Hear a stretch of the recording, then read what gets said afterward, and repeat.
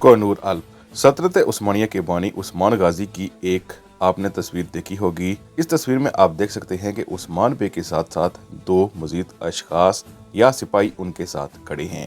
इनमें दाएं तरफ कोहिनूर अल्प और दूसरी तरफ यानी बाएं तरफ अकचा कोजा है।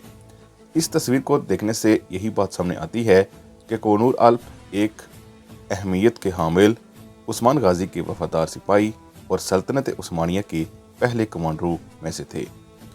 1300 ईस्वी में जब उस्मान गाजी ने बाज़ंतीनियों के खिलाफ अपनी जदोजहद को शुरू किया तो कोहिनूर अल्प भी उनके साथ शामिल थे। इसके अलावा अकचा कोजा, शम्स चावश, आयकोत अल्प और अब्दुर्रहमान गाजी भी शामिल थे।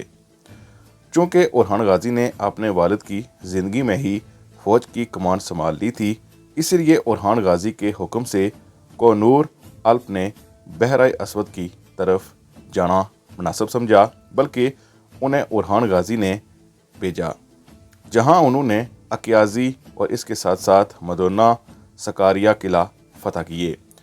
तुर्क तारीखदान आशिक पशाजाद के मुताबिक ओरहान गाजी के हुक्म पर अब्दुर्रहमान गाजी और कोहिनूर अल्प ने आइदोस किले को फतह किया। इसके अलावा बुरसा की फतह के वक्त भी कोहिनूर अल्प को अहम जिम्मेदारियां दी गईं।